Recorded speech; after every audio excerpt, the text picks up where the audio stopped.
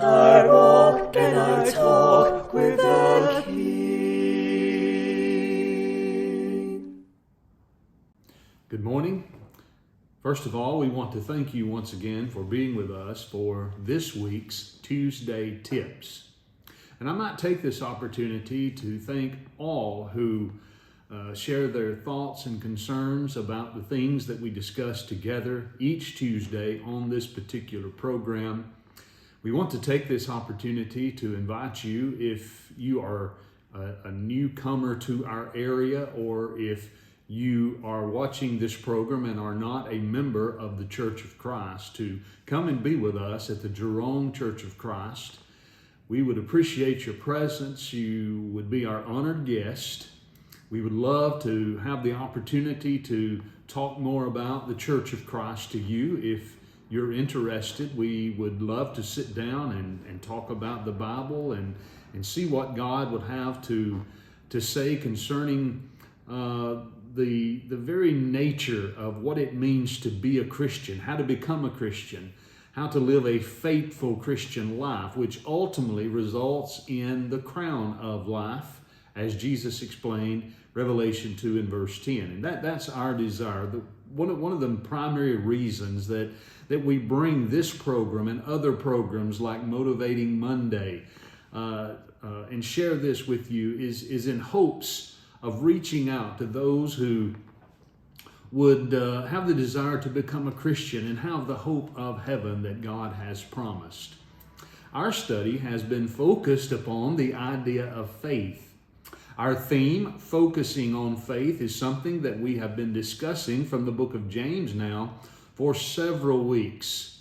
We've noticed as far as temptation is concerned and the trial of our faith is concerned, James' exhortation to us concerning that of how to deal with it properly from the first several verses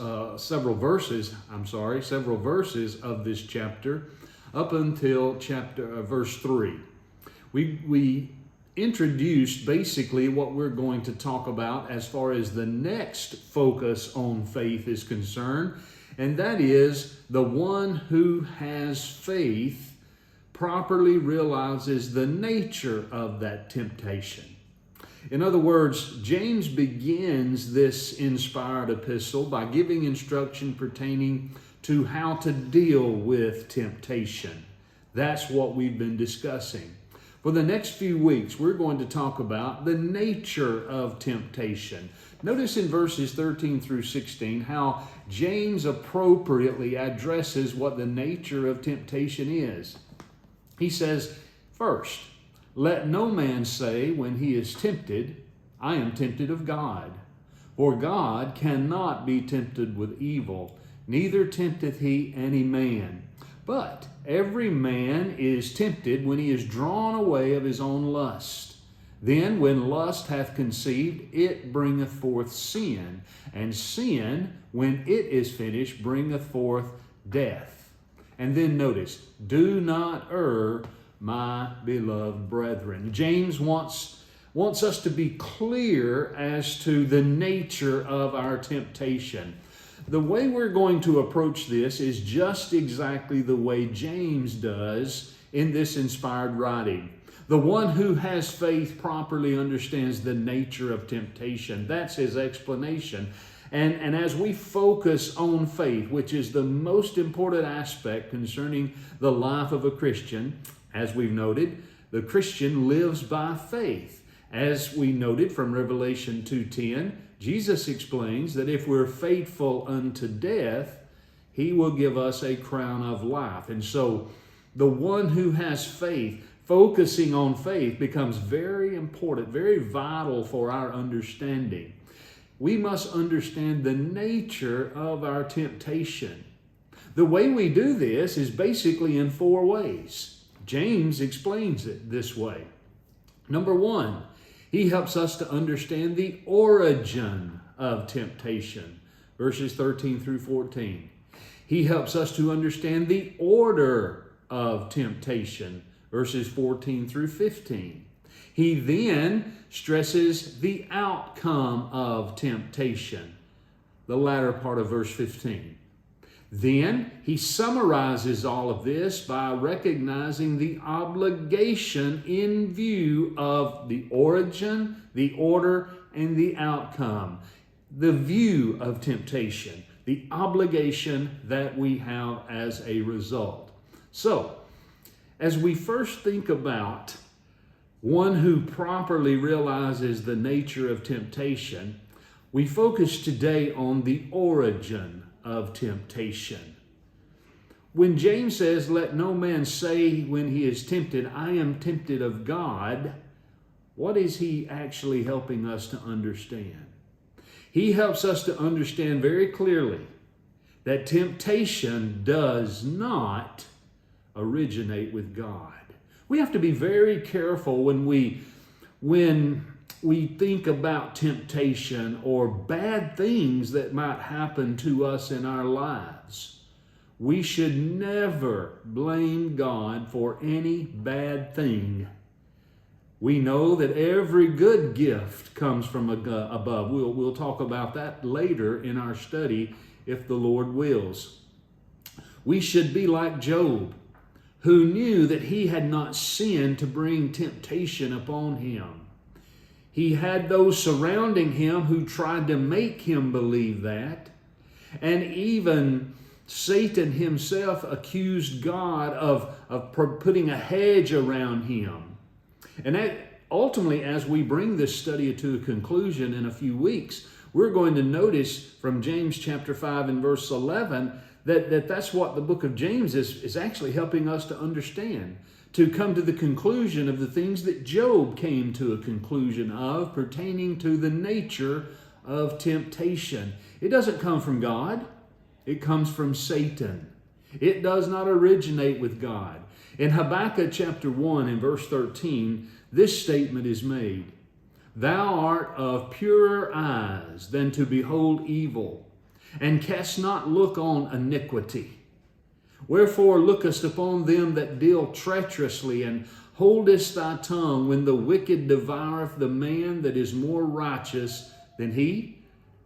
Again, Hebrews 1 in verse 13. You know, there's been times when man has tried to blame God and others for temptation, for the nature of temptation.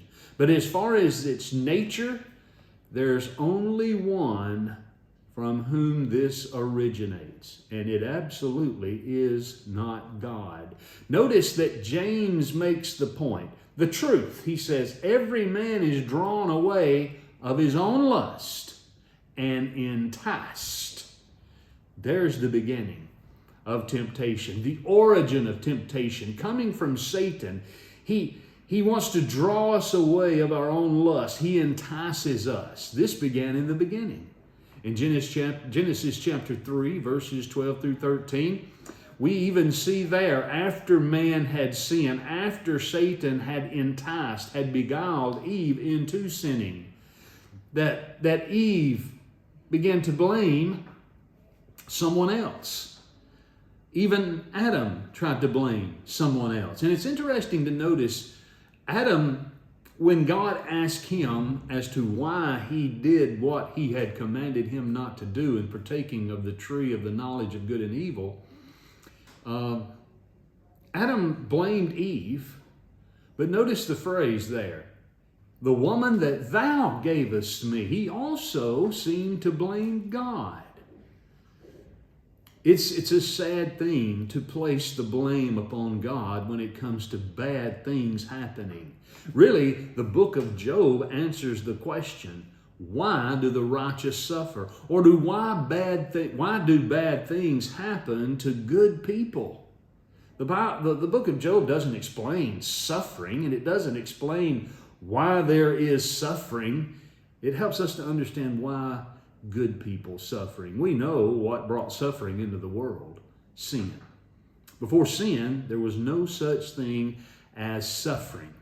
So, as we focus on faith, and we understand that the one who has faith properly realizes the nature of temptation, the origin of that temptation. It does not originate with God. I want to leave you with this thought. It's the word let. When it comes to understanding temptation, we can understand it by helping ourselves to remember this word, let. L plus E equals T. And what that stands for is lust, enticement equals temptation.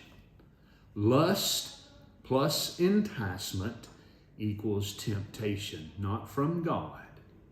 Every man is drawn away of his own lust and enticed. Then the temptation. And even then, it's not sin.